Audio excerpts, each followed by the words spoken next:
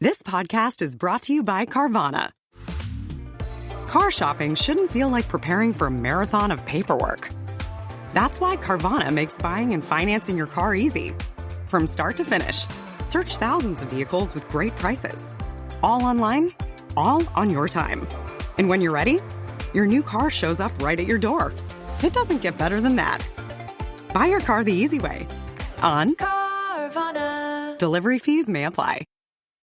Thanks for listening to The Rest is History. For bonus episodes, early access, ad-free listening, and access to our chat community, please sign up at restishistorypod.com.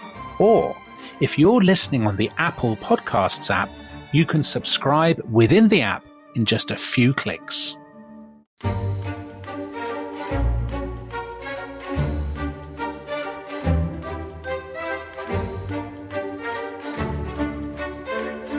At the head of the terrace and portico successively is a garden suite of rooms, my favourite spot and well worthy of being so. I had them built myself. In this is a sunny chamber which commands the terrace on one side, the sea on another, and the sun on both, besides an apartment which looks on the portico through folded doors and on the sea through a window. In the middle of the wall is a neat recess. It holds a couch and two easy chairs, and as you lie on the couch, you have the sea at your feet, the villa at your back, and the woods at your head. And all these views may be looked at separately from each window or blended into one prospect. Adjoining is a chamber for passing the night or taking a nap, and unless the windows are open, you do not hear a sound, either of your slaves talking, or the murmur of the sea, or the raging of the storms, nor do you see the flashes of the lightning, or know that it is day. So that, Tom Holland, was Pliny the Younger on his Laurentine villa west of Rome in the early 2nd century AD. It sounds absolutely idyllic. It sounds exactly like the kind of place I like to stay in on holiday. So this is what? This is Pliny's holiday home. Is that right, Tom? Kind of. Pliny is fabulously rich. He obviously has a house in Rome. He has another house in Tuscany. He has another house up by Lake Como. So, what's his name? George Clooney. George Clooney. Does he advertise Nespresso? I don't think he did. That would have been beneath him. But he also has this gorgeous sounding villa on the Laurentine coast, which is about 20 miles from Rome, where he talks about, in terms that would be, I think, instantly familiar to anyone looking to rent a very, very upmarket kind of holiday house, maybe on the Côte d'Azur or Big Sur or whatever. Absolutely gorgeous. He talks, he has a swimming pool. He has a dining room that's surrounded on three sides by the sea. He says that the base is washed by the foam of the waves. So absolutely gorgeous. Originally, we were going to, we've done 3 episodes, haven't we, on the kind of the rise of the modern holiday. Yes. And it just made me think, is it worth comparing the modern experience of holidays and tourism? Are there any parallels in antiquity? Because in lots of ways, in some ways it seems a kind of foolish question. It's such a different world. But I think that Pliny's description of what is basically his holiday home, it does kind of raise kind of potentially interesting parallels, I think. The difference, of course, is that Pliny owns it outright. He's not renting it or anything like that. But rich people have always had holiday homes that they owned outright, Tom. That doesn't make him different from lots of people who have holiday homes in Cornwall or in France, or, Americans who have houses on Cape Cod or something. I suppose that would be very familiar, wouldn't it? The idea of the holiday, I guess our idea of the holiday is a holy day, right? That's where the holiday is.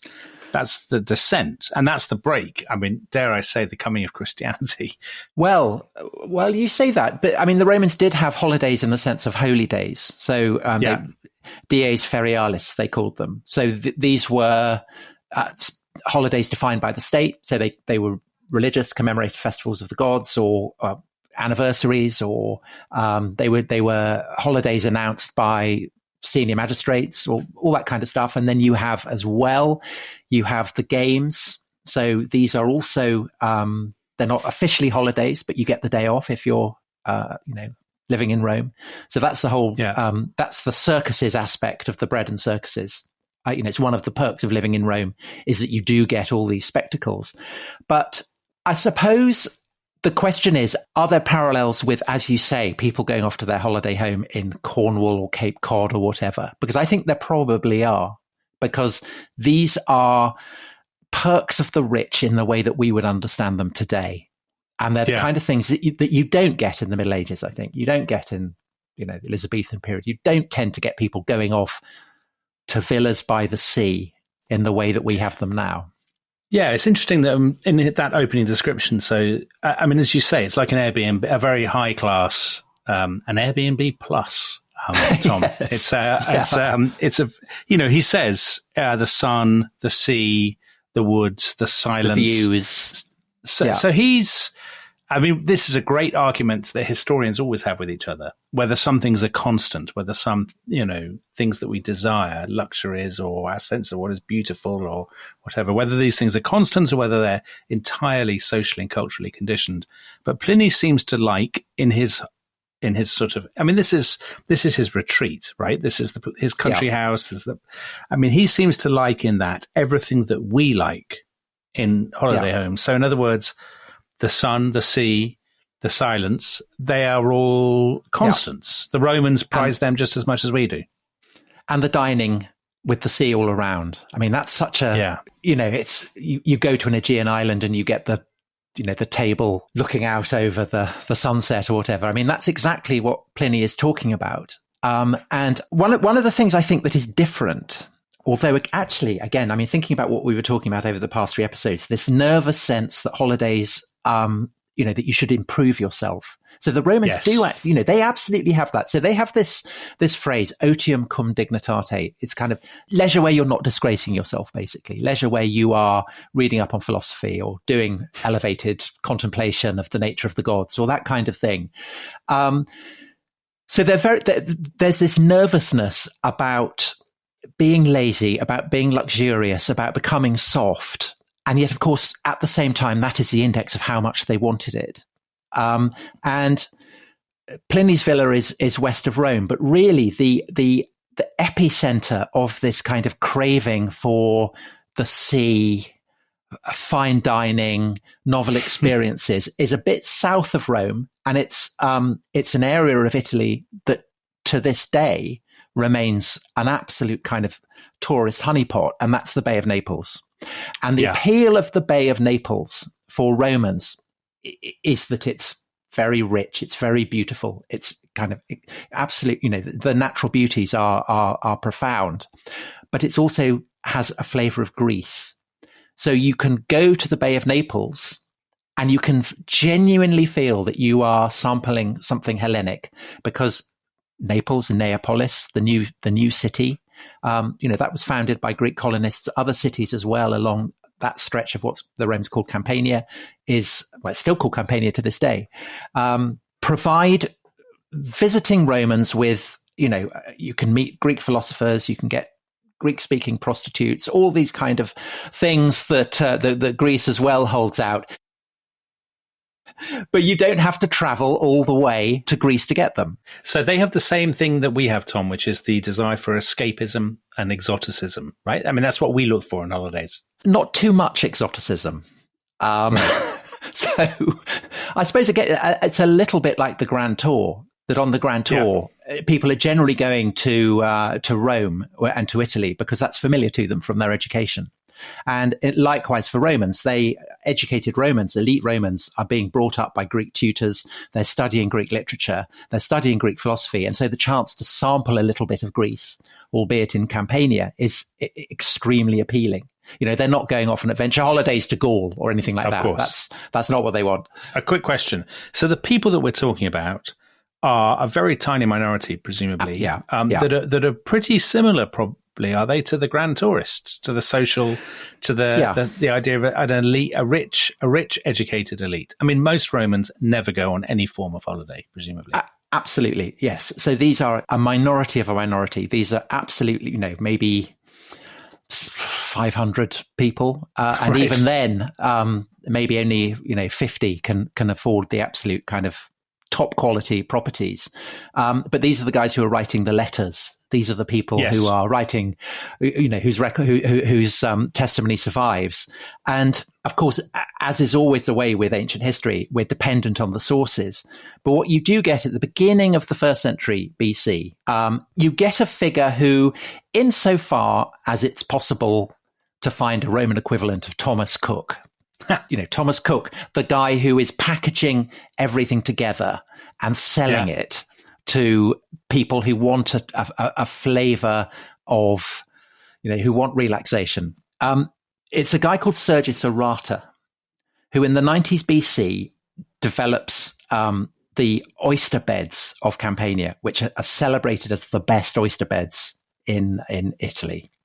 He develops them. He builds dikes, he builds channels, all this kind of stuff, turns the Lucrine Lake into this vast expanse of oyster farming. So that serves to attract gourmand foodies, food snobs. Yeah. But then on top of that, he seems to have invented the heating swimming pool. It's a Latin phrase that is much contested, but the likeliest explanation is that he's built kind of a swimming area that can be heated. So that's something attractive. And then on top of that, it seems that he is buying up plots of land, installing these heated swimming pools, developing the property sites and selling them to high-end clients in Rome. And so over the course of the 1st century BC, the line of the coast along the Bay of Naples, high-end properties with swimming pools seem to sprout up. So it's rather like California or, southern France. Yeah, the French Riviera. The French Riviera. And we know of one of these kind of high-end houses is owned by the great General Marius, multiple consul, great military leader, professionalizes the Roman legions. Yeah. And he has this property that is built, we're told, on a promontory, on a rocky promontory. And that seems to be an absolutely key part of the appeal, that you are kind of sticking out into the sea. And one of the other things that you can get in the Bay of Naples is that you have this ash that we know is volcanic. They didn't necessarily, but it has the remarkable property that it can set underwater. And so this facilitates the development of kind of piers that start jutting out into the sea. So again, a bit like Brighton, you're able to provide people with the opportunity to walk out and feel that you're surrounded by the sea. But the Romans are much too smart, Tom, to be drinking seawater like in Brighton, right? Yeah, they're probably not drinking seawater, but they are going to spas. Are they? I was going to ask about spas. Yeah, they are. So, of course, the Bay of Naples, it's a very full of volcanic activity. So there are lots and lots of sulfur baths, all kinds of things like that. And actually, the most notorious of all the pleasure resorts on the Bay of Naples, a place called Baiae, is celebrated for its sulfur baths. And these sulfur baths, a bit like Brighton, provide an opportunity for the development of spectacular architecture, because this concrete that can be used to set underwater also has its quality is such that Roman engineers can start to develop a spectacular new architectural form, namely the dome. Yeah. And Baiae is famous for having the largest dome in the world. And it spreads over hot pools, sulfur baths, and it rather like the Prince Regent's Spectacular in Brighton. This serves as the kind of, the absolute landmark for Baiae. It's synonymous with all the kind of the pleasures and delights that Baiae has to offer. It's the ancient world's Blackpool Tower. Well, it's not Blackpool, of course, because Blackpool is for the working classes. Because it's exclusive, right? There is no equivalent because the working people cannot afford to go there, but the rich can. And so it's more like Brighton. So, Tom, when the rich go, do they all own properties? Are there rentals? Are there hotels? How does that work? They own their own properties. Right. Is there any, obviously there must have been places where you stayed if you were a traveller, a courier, that kind of thing. But is there any concept in Rome of the hotel as a place you stay for pleasure? Not really, I don't think. But just down from Baiae, you have the great port of Puteoli, which is vast. Again, it has kind of great harbour built out of this concrete that can set underwater. And that's where all the grain ships come that enable Rome to be sustained. But Puteoli also is kind of, there are lots and lots of hotels, there are lots of brothels, there are lots of places where people who aren't necessarily senators can kind of procure entertainment and enjoyment. So Satyricon, right. Petronius is kind of novel. People aren't quite sure what it is, but it's a kind of prose account of people who are not of the senatorial class. And it gives you an insight into what life would be like for them. And there are absolutely, it's almost certainly set in Puteoli, and you almost certainly get a sense of the kind of opportunities that are there for people who, aren't necessarily kind of senatorial, but, there is fun to be had there. So all of this, it's not an exact mapping on to the contours of the modern tourist industry, but I do think that there are kind of echoes there. Oh, there definitely are. Can I ask about a couple of things that may or may not have existed? So you mentioned the harbour. Would people, it would seem to me an obvious thing to do if I were a Roman senator, that I might want to go on some form of cruise or some sort of, take ship and go to Greece, go to Egypt and look upon the pyramids or whatever. Do people ever do that? Do people ever go to the great temples in, Ephesus or something, or Athens? That's a great question. I think we should look at that in the second half. But on the question of do they have yachts, say in the Bay of Naples, absolutely they do. Yes, absolutely they do. So at Baiae, again, which is the most notorious centre, part of the fun of it is that it's a place where you can let your hair down. And so you go out on a yacht and you get up to all the kinds of things perhaps that you wouldn't do even on dry land at Baiae. Okay. And so the kind of the sense that, strains of music and laughter are kind of drifting through the warm nighttime air, born from the yachts out in the bay, is an absolutely key part of the appeal for people who can afford to go there. But it is, if you spend too much time at Baiae, then people start to raise eyebrows. So Vespasian, for instance, a famously stern, kind of old-fashioned type of emperor, ruggedly refuses to go to Baiae because he sees it as too decadent. But even he, in the very last year of his life, can't, he succumbs to temptation and goes and has a lovely time. But there is always this risk that kind of hedges a wealthy Roman constantly about, that if you go too far, then people start to assume that you're up to no good. And the classic example of this is the Emperor Tiberius. I was just going to ask about Tiberius. So I've been to Capri, to the island that Tiberius went to. And of course, I think it's called the Villa Jovis. So the Villa of Jupiter. The Villa of Jupiter, his luxury holiday home, which overlooks a fantastic setting, overlooks the sea, and where famously, now maybe you'll be able to tell us whether this is true or not, Tiberius is supposed to have secluded himself and got up to no good on a very grand scale. Tom, do you want to tell us a bit about Tiberius's holiday pursuits? So Tiberius is an unbelievably impressive man. He is Rome's greatest general. Over the course of his military career, he twice saves Rome from a mass invasion. Once on the Danube, once on the Rhine. He is highly, highly educated, highly, highly intelligent, very, very literate, a brilliant administrator, succeeds Augustus, rules as emperor.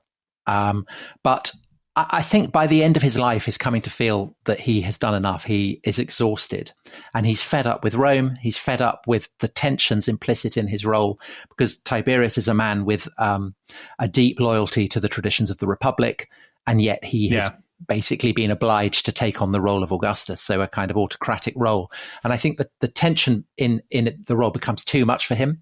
And so he retires from Rome, because he feels that he deserves his otium cum dignitate, his leisure time. He's earned the right to it. And he heads down the coast. He stops off in one villa where he has a spectacular dining place beside a cave, which is illustrated, past which Odysseus is meant to have sailed on his voyages. And there's kind of spectacular statues illustrating the voyages of Odysseus all around this dining space. It's slightly ruined because there's an earthquake. And Tiberius almost gets crushed in the earthquake, but he survives that. And he then goes on and he ends up with basically the ultimate retirement place, which is the island of Capri, which is out in the bay. So it's completely secluded. And this is where he essentially settles, and he doesn't come back to Rome. And the Villa Jovis is one supposedly of 12 villas that he builds, each one modeled on one of the gods of Olympus. And truly shocking stories are told of what he gets up to there. So notoriously, he's meant to go swimming in his pool and have these small boys who swim alongside him and nibble at his genitals as they do so. Even more shocking things he's meant to do that I don't think that they can be. Suetonius, who describes this, one of the sentences with which he describes what Tiberius is getting up to on Capri, I think is the single most shocking sentence in the whole of ancient literature. Even more shocking than the descriptions of Theodora that we had in last week. So if you want to go and find out what it is, go and read a translation. I won't say on this podcast. So the question, obviously, as we discussed with Procopius bitching about Justinian and Theodora, is where is this coming from? Is it accurate? There are other accounts of what Tiberius is getting up to on Capri that make it sound a lot more innocent. Tiberius is meant to have enjoyed growing vegetables in greenhouses. Okay, that's very different. He was a great man for literary chit chat. He would have rather abstemious suppers where people would sit around, and he would host literary people, and he'd stage quizzes for them. Equivalent of pub quizzes. Being a member of this podcast, Tom. There you go. We stage quizzes. Very similar. And so that there is a kind of tension there. And I think it reflects the fact that basically there is this default Roman assumption that if you spend too long having a good time, secluded, isolated, in a villa, it can only mean utter depravity. That you are up to no good, utter depravity. In other words, the Romans have no sense that anyone has a right to privacy. You lead your life in public, because if you don't, it's because you're an absolute pervert. You're up to all kinds of revolting activities. And Tiberius becomes the show boy, I guess, the poster boy for that assumption in Roman life. And obviously there is an enormous amount of class envy in this, going right the way down the social scale. But for Tiberius, I mean, it's humiliating for senators who supposedly are Tiberius's peers that they can't get to Capri. It's Tiberius owns it exclusively, and so they are obliged, if they want to have any contact with the emperor, to kind of renting out properties along the Bay of Naples, which could be incredibly expensive. And if they can't afford that, then that's very humiliating.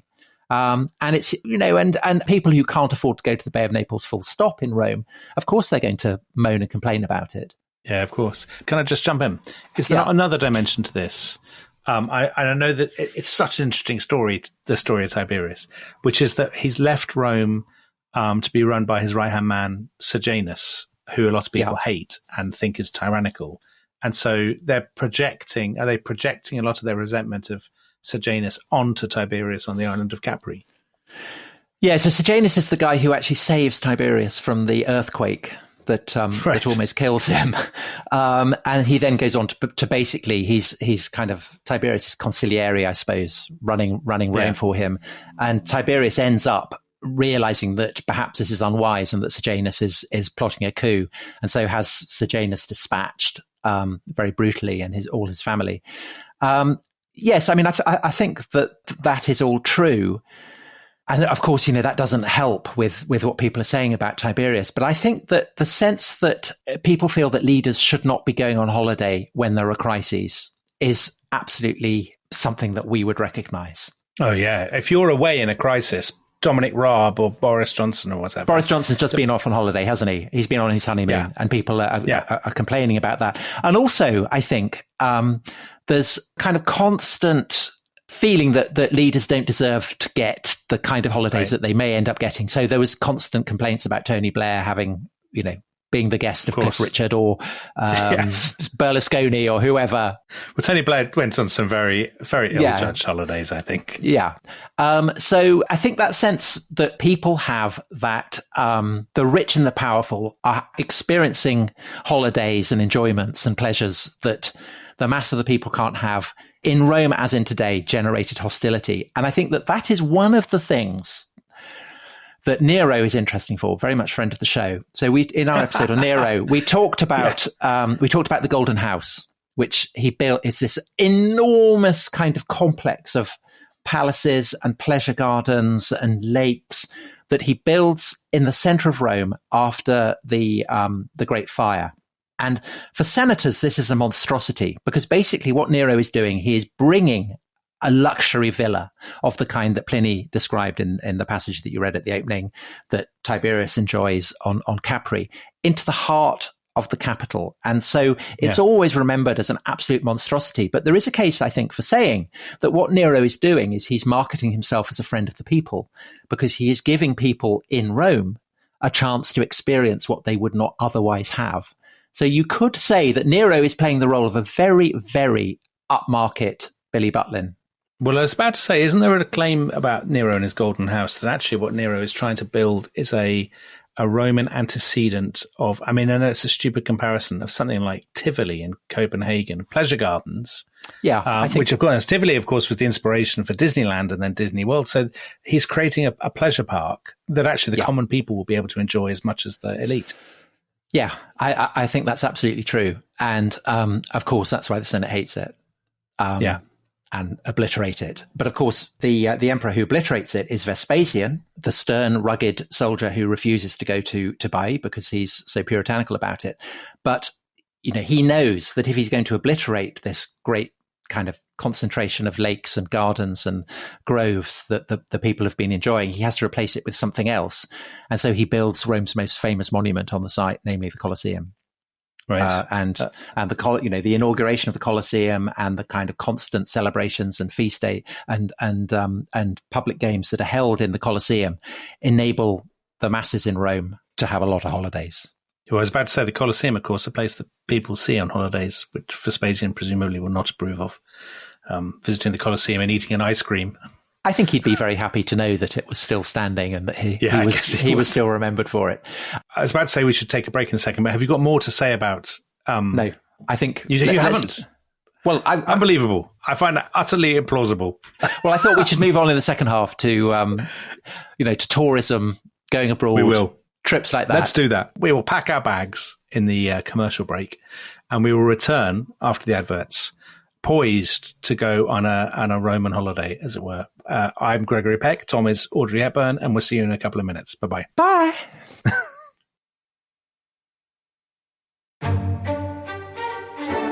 This episode is brought to you by Rocket Money. Tom, we often talk about how to organise our finances. I'm very conscious that I'm paying for a lot of mad subscriptions. And there's one thing that we've talked about often on this show. It's the thing that we probably hate more than any other, and it's a hidden fee. I would love to get my finances under control. There are all these things piling up on our bank statements, and I think I need to fix this problem. I need to sort this out and to stop this. I mean, my finances are so chaotic that I need this app. So I'll tell you what it is. It's called Rocket Money. It's a personal finance app that helps find and cancel your unwanted subscriptions. It monitors your spending and it helps to lower your bills so that you can grow your savings. With Rocket Money, you can track all of your subscriptions and you can easily cancel within the app with just a few taps, saving you time, avoiding charges. And you can also set budgets and goals and get personalized insights and regular reports to track how you're doing. They will even send you real-time alerts for large transactions, upcoming bills, refunds, and even low balances.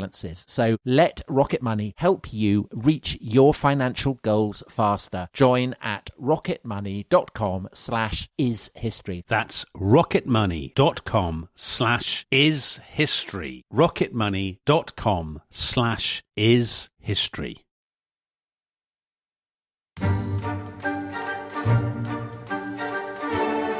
Welcome back to The Rest is History. Our bags are packed, passports prepared. Tom, we're about to embark on a pleasure cruise, a voyage, call it what you will. So where are we heading?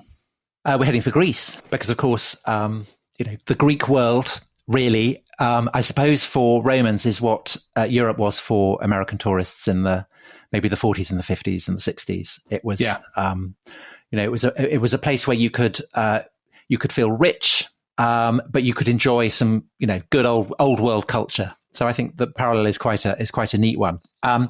And elite Romans are studying Homer. They're studying Greek philosophy. And so the famous sites in Greece, Athens, Sparta, Delphi, Olympia, are places with resonance for Romans in the way that, say, London or Paris or Rome would be for Americans. Yeah. These are places that you are familiar with from your childhood. And so you may well want to see them. And the first person that we have kind of record of doing this, basically going on a kind of an equivalent of a tour, looking at the sites, is a very distinguished military figure in Roman history, Lucius Aemilius Paulus, who is the son of the consul that dies at the Battle of Cannae, where Hannibal, his great murderous victory over Rome, the worst defeat that the Roman Republic ever suffered. And he's the father of Scipio Aemilianus, who will go on to destroy Carthage. Our Paulus's contribution to Roman military glory is that he defeats the king of Macedon, Perseus, at the Battle of Pydna in 168. And so he gets given by the Senate the sobriquet Macedonicus. Very good. So that's his kind of, so a splendid title. And the year after he's won the Battle of Pydna, he goes back to the Greek mainland and the kingdom of Epirus, which is kind of Albania, basically, isn't it? It's where Olympias, who was on the historical Love Island, the mother of Alexander the Great, came from. And Paulus does his stuff. He goes around. He kind of beats the crap out of the Epirots. He sacks some of their cities. He loots and does all that kind of stuff. And then he decides he would like to go on a tour round Greece. And Livy, in his History of Rome, has a brilliant description of it. And he says that it was now about the season of autumn. So that's kind of interesting. You don't want to go traveling in the summer because it's too hot. No, right. If you're Roman. So you go in the autumn. Paulus decided to take advantage of the beginning of this season by traveling around Greece to visit the places which have become so famous by report that they are taken on hearsay as more impressive than they proved to be when actually seen. So, oh no, the perennial holiday problem. Yeah, I think that must be the first account in. I mean, maybe if there's an earlier one, I'd love to hear it if listeners can think of one. But that must, as far as I know, that's the first account of, sites that turn out to be not quite as impressive as you think they're going to be. So Paulus goes off and he goes to Delphi and he goes to Athens, he goes to Corinth, he goes to Argos, he goes to Sparta, he goes to Olympia. And then he goes back, and we talked, didn't we, over all three of the previous episodes about how modern tourists want to bring stuff back to show that they've been to a place. So, you or I might bring back a knick-knack. Lords, milords going to Rome might bring back a classical statue. Lord Elgin would bring some marbles. Yeah. Paulus brings back, ships crammed full of loot. Absolutely huge amounts of loot. And this is what Roman generals from this point on, whenever they hit the Greek world and they have a chance to get embroiled in a war, they seize it with open arms. And so the most notorious figure who does this is a guy called Lucius Mummius, who in 146 is served up on a platter the opportunity to sack the famous city of Corinth.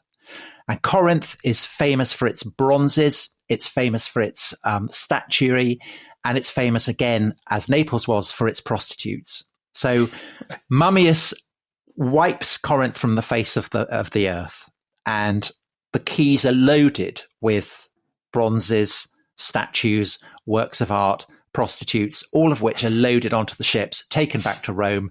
And Mummius can say, he had a splendid time in Greece. And from that point on, basically, all these villas that we were talking about in the first part of this episode are stuffed full. This is where you get your antiquities. This is where you get your. But there's no. I mean, the difference between then and now is there's clearly no resentment of this. Presumably, I mean, there isn't a sort of movement later, or 200 years later, people saying, "Well, you should restitute." No, restitute the loot. No, of course not. And interestingly, of course, I mean, on the topic of the Elgin marbles, the Parthenon was built with loot that the Athenians extorted from their subjects. And when in due course, Marius's great rival Sulla gets the chance to sack Athens, he kind of basically says, well, this is payback. So he storms Athens and he nicks all kinds of stuff. So he nicks the complete works of Aristotle. It would be like, I suppose, people stealing the contents of the British Library or something like that. The Vatican Library, taking them back to Washington or something like that. Right, exactly. Yeah.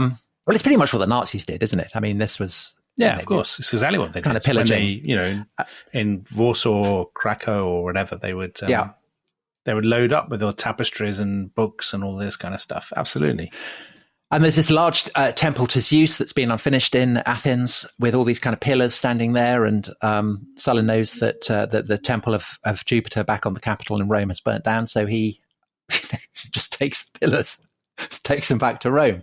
So it's all very Lord Elgin behavior.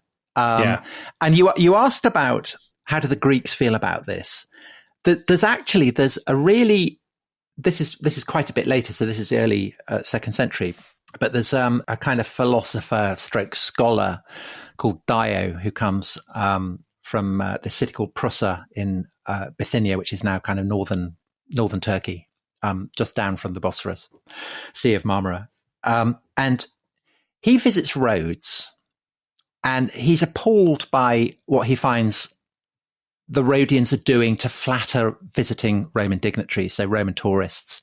Yeah. What the Rhodians are doing is they are taking statues of, famous Rhodian heroes, often dating hundreds of years back, and they're erasing the names of the people to whom these statues originally portrayed and chiseling in the names of Romans. Oh, that is poor. That is very poor form, Tom. And Dio is appalled by this and says, you're wiping out your history. You're erasing your history. Yeah. But he also notes that the Romans have carted off a lot of statues from Rhodes, and he doesn't mind this. And in fact, he rather approves of it. And he says it's true that the Romans have carried off statues from everywhere, including Rhodes, but this was to adorn their city, where the objects are much better off than in some obscure corner of Greece. So actually, Dio is saying, this is kind of saying, well, it's much better for the Parthenon friezes to be in London, where everyone can come and see them. It's almost identical argument. So kind of interesting. And do the Romans, Tom, do they go further east? Would they go to, for example, to Asia Minor? Would they go to what's now Turkey? Would they go to Egypt? They would. So Ephesus is a great center. All the cities that have some home, so Troy, places that have some kind of mythological, historical resonance. That's what they're interested in. Or indeed kind of reputation for great art, great statuary. And it's this kind of combination of, I suppose, of art and the numinous, the mythological, that is really what Roman tourists want. But that's a bit like the grand tourist, isn't it? I mean, they're looking for uplift and aesthetics, and but also fun. And I suppose Romans would have been the same. Completely. So on the subject of the Great Tour, we talked about Byron in our first episode, and he actually goes to Greece, and in Childe Harold he's writing about Cicero, the great Roman orator, and he quotes a letter that was written to Cicero by a guy called Servius Sulpicius just after Cicero's daughter has died. And Sulpicius writes to Cicero basically trying to cheer him up, saying, worst things happen at sea is basically chin up, that kind of thing. And Byron appends this note. He says, the celebrated letter of Servius Sulpicius to Cicero on the death of his daughter describes as it then was and now is a path which I often traced in Greece, both by sea and land, in different journeys and voyages. And then he quotes Sulpicius. On my return from Asia, as I was sailing from Aegina towards Megara, I began to contemplate the prospect of the countries around me. Aegina was behind, Megara before me, Piraeus on the right, Corinth on the left, all which towns, once famous and flourishing, now lie overturned and buried in their ruins. And upon this sight, I could not but think presently with myself, alas, how do we poor mortals fret and vex ourselves if any of our friends happen to die or be killed whose life is yet so short, when the carcasses of so many noble cities lie here exposed before me in one view. So Aegina, Megara, Piraeus, Corinth, these are all cities that kind of lie around Athens. Yeah. And what you're getting there is that kind of shiver that tourists still get today, or dream of getting, because they don't anymore, because so many tourists tend to go to ancient sites. But the dream is of stumbling across some ancient city in its vastness and loneliness, and feeling that kind of shiver down your spine. And clearly what Sulpicius is articulating is pretty much the same sentiment. You get a kind of shiver from thinking that which was great is no longer so. It's the sort of Ozymandias, isn't it? The traveller in the desert sees the statue, and it makes him think about the passing of time and the contours of history and all these kinds of things. But interestingly, there is also a kind of counter view that actually what you want when you say you go to Greece is you don't just want ruins. You want to experience, say, Athens or Sparta as they were in their heyday. So when Cicero goes to, and Athens, I suppose, is what Rome is to, well, it's a cross between what Rome was to milords in the days of the Grand Tour and perhaps what Oxford is to Rhodes scholars. So it's a place that is the kind of the home of history, the home of art, but it's also a kind of a finishing school with great, ancient monuments all around where you can feel yourself. So Cicero says that, he describes the sights to be seen in Athens, the tomb of Pericles, the walkway where Demosthenes practiced his oratory. And he says that such things are endless in the city, for wherever we walk, we plant our footsteps on some piece of history. But by the time that the greatest tourist in Roman history, who is the Emperor Hadrian, who goes all over the Roman world, but Greece is really his love, and he goes there again and again and again. By the time he goes to Athens, he wants more than this sense of faded glories. And so what Hadrian can do, because he's emperor, is basically restore Athens to its former primacy. So he develops Athens on a massive scale. He brings in infrastructure. It's Hadrian who finishes off this temple to Zeus that Sulla had kind of nicked the columns from. And he enshrines Athens at the head of a kind of great confederation of Greek cities. So he's basically trying to take Athens back to the heyday of the 5th century BC, when all this tribute was coming in from Greek cities with which they built the Parthenon. So that's what he's trying to do. He's trying to get Athens back to the 5th century so that then he can experience that kind of glory. And the other kind of intriguing city that where the Romans basically try and kind of resurrect history is Sparta, because Sparta famously, there isn't much to see. So when Paulus goes to Sparta, Livy says there isn't much, there wasn't much to see there. I can vouch for that. I went to Sparta last year, Tom. There wasn't much to see. I know, and I directed you to a place full of homeless people, didn't I? Yeah, well, you directed me to a temple where the guidebook then said, under no circumstances go to this temple. Sorry about that. So Livy says that Paulus goes to Sparta not because there was anything to see, but because of he wanted to admire the kind of traditional Spartan way of life. The girls wrestling, boys being whipped brutally. I would have loved to have seen all that. I was very disappointed there was none of that going on. Right. I think secretly I think all tourists would quite like to see that. And Paulus is disappointed because by this point, it's not happening. Right. Sparta is just like anywhere else. And so over the course of the 1st century AD, you're palpably starting to get this sense in Sparta that Roman tourists are turning up and they're disappointed by what they're finding. And by the time that Hadrian is emperor, he turns up and there's wrestling, girls are wrestling, boys are being kind of whipped for the entertainment of watching tourists. It's all... And Hadrian likewise kind of gives money to the Spartans so that they can kind of reinstitute, they can have a kind of sense of their old primacy. And I think that's a very, very, I suppose it would be like, Bill Gates turning up in Stratford, say, and saying, well, I'm going to pull everything down and rebuild it in a Tudor fashion or something like that. But in a way, Tom, it's exactly the same as the thing we talked about in, I think, the very first episode. No, the second episode, sorry, the Victorian tourism. When we were talking about when people went to Italy on kind of, the sort of early Victorian package tour type things, they wanted to see Italians making pasta in the old-fashioned way rather than with the new, and the way in which actually this still happens, right? No matter where it is, they specialize in leather and lace, kind of old-fashioned artisan products. Yeah. They're clearly probably being shipped in by someplace from some factory in China. But what you want to see is old women, doing the lace in the way that they've done for generations. Yeah. I mean, that is pretty much it. Yeah, but presumably Hadrian is about would I be right in thinking that this is about the peak, as it were, of Roman tourism? Because obviously after Hadrian, we've got the crisis coming of the 3rd century. Yeah. You've got the sort of the contraction of the empire, the economic contraction, plagues, and so on. So presumably the whole, as it were, the tourist industry, if that's not a completely anachronistic way of talking about it, begins to implode from that point onwards. Yes, I think so. And also, of course, with the coming of Christianity, that shared classical culture starts to fade. But I think while it lasts, is it a tourist? I suppose you could. I mean, without too much risk of anachronism, I think you could definitely say that the relationship of the Roman elites to the Greek world, in particular, it does have kind of echoes of very, very high end contemporary tourism, perhaps. I think it's slightly more ambiguous with places beyond the Greek world. So, for instance, Augustus, his grandson and adopted son Gaius, he is in the east. And he has to pass through Judea. Yeah. And Suetonius tells us that Augustus wrote to him approvingly because while Gaius was traveling through Judea, he had not gone and seen Jerusalem.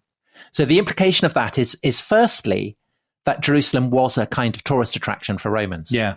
That you could have stopped off and seen it. Yeah. You would go and look at the temple, Herod's great temple, which was absolutely a kind of tourist attraction, but also that you're to be admired for not doing that, for being devoted to duty. I think also, of course, the other land that is absolutely stuffed full of tourist attractions is Egypt.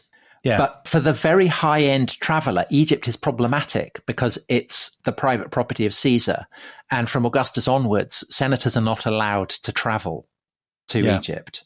So even Germanicus, who is in the reign of Tiberius, absolute war hero, almost projected to succeed Tiberius as emperor, he goes to Alexandria to see the sights and gets into all kinds of trouble.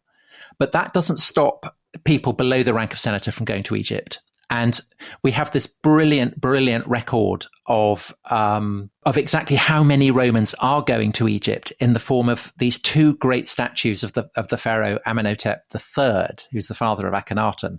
And they were erected outside this huge funerary temple at Thebes, so Luxor, on the West Bank, so kind of in front of the road that leads to the Valley of the Kings. But by the time that Roman tourists are going there, they've completely forgotten who these two great statues are, these two colossi, as they call them. And they think that it's a hero called Memnon, who they believed had been the king of Ethiopia, who'd come to the Trojan War. He was the son of the Dawn. He died in the Trojan War, killed by Achilles. And then the Dawn had gone to Zeus and had begged for Memnon to be brought back to life. And so Zeus allowed him to become an immortal. And there was a weird kind of atmospheric, freakish quality to the base of one of these statues, which was that very often at dawn, when the sun first came up, the base of this statue would sing. Well, it wouldn't exactly sing. We're told that it sounds like a lyre being played with a broken string. So there must have been some crack that the wind was going through or something? Or there's I think there's moisture perhaps in a crack, and as the sun comes up and it dries it, and it produces the sound. But this basically, I mean, maybe even more than the pyramids, is what people in Egypt want to see.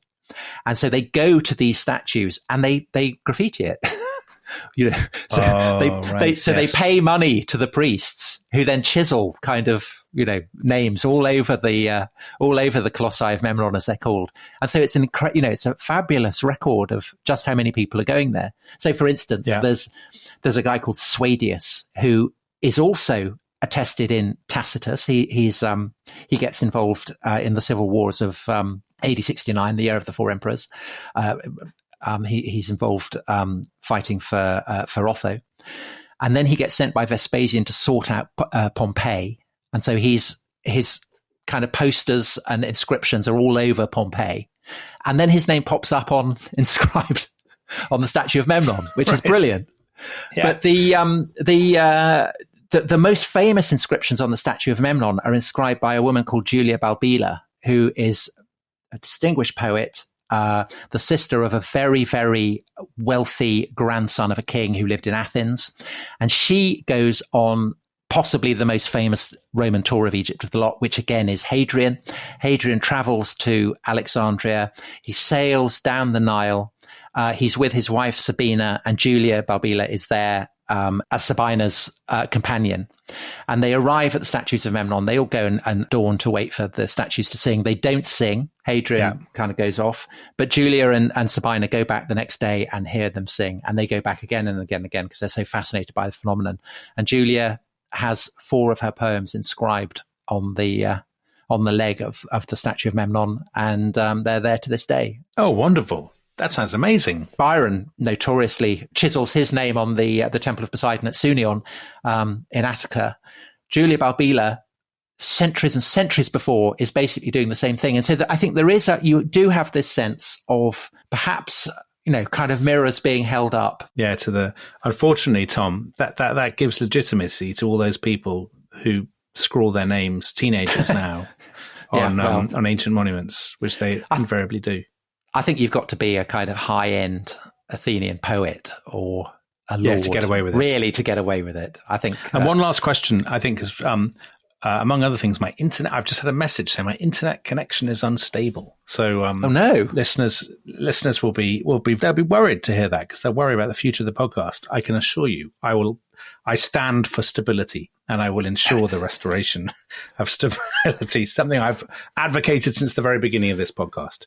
Now, Tom, it's about, you mentioned Christianity, the coming of Christianity, and obviously, the search for the classical heritage kind of goes into abeyance, as it were. And it's replaced with something else, which is pilgrimages. So people wanting to go to Jerusalem, people wanting to go to Rome. So we talked at the very beginning of this week about Alfred the Great as a little boy going to Rome, didn't we, on a pilgrimage? Yeah. How much do you think it's reasonable to talk about those in terms of holidays? Because there must have been there clearly was an infrastructure to support it, and there's the same sense of travel, of anticipation, of excitement, of fun, of uplift that we get with modern holidays. Well, we talked about this. I mean, we kind of touched on it very briefly, that you only have to look at the Canterbury Tales to see that fun was absolutely a part of it. I mean, that's why people were doing it.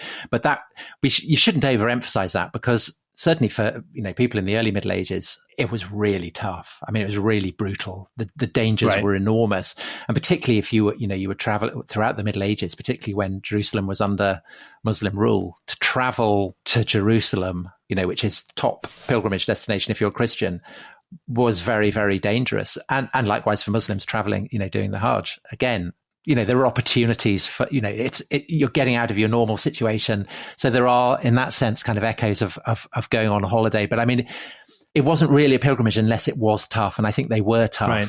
But having said that, again, going back to the Roman period, the 4th century, when perhaps the infrastructure, the folk memories of people going on trips round, the classical sites was still a kind of living thing. High-end pilgrims going to Palestine, going to the Holy Land in the 4th century, of whom the most famous is Helena, the mother of Constantine. When they get there, it's different to going to Athens or Egypt, because often you're looking for things that aren't there. So famously, Helena turns up in Jerusalem. She wants to see the place where, Jesus died, his tomb. She wants to see the true cross. It's not there. And so she starts excavating, and whoa, there they are. There it is.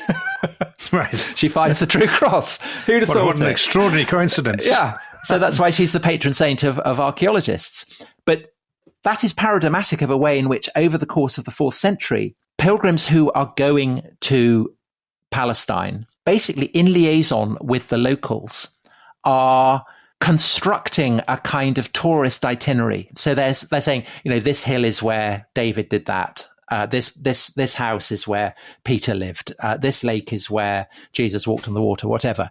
They're kind of constructing a tourist topography that is still there to this day. So that basically when tour parties go to Israel and visit the biblical sites, as likely as not, they're visiting biblical sites that were manufactured as biblical sites in the 4th century by very similar Roman tour parties. And so I think that is a kind of fascinating continuity. Well, that's a lovely way to end, because, I mean, one of the great themes of this week has been continuity, hasn't it? I mean, it's one of the themes of history generally, but it's really interesting with holidays and with tourism, how many things that the Grand Tourists did, that the Thomas Cook pioneers did, that the first people in the Horizon flights in the 1950s, or indeed Pliny and his frankly delightful sounding villa. Yes.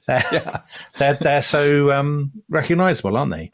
And Tom, you've got a holiday coming up, I believe, haven't you? You've got a Greek holiday of your own. Well, not till October, because I didn't want to book it and still have not finished my book, so I left it as late as possible.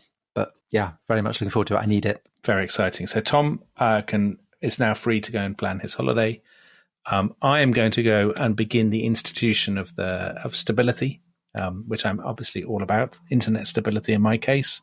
And then I'll move on to the political and cultural stability of the realm, something I always advocate for on this podcast.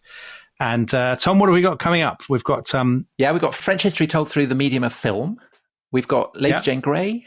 We've got China and the Second World War. We've got all kinds of goodies. So all kinds of treats. It's actually better than going on holiday, isn't it? Listening to this podcast. I think so. It's a holiday in itself. It's uplifting, and it's also enormously sexy, which is, I think, what people look for in a holiday. It? Goodness, definitely. Are you incredulous that people look for that, or are you incredulous that I think that about this podcast?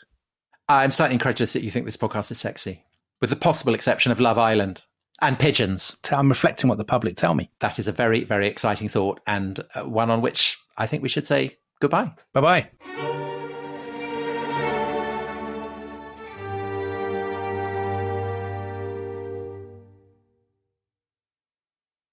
Thanks for listening to The Rest is History. For bonus episodes, early access, ad-free listening, and access to our chat community, please sign up at restishistorypod.com. That's restishistorypod.com.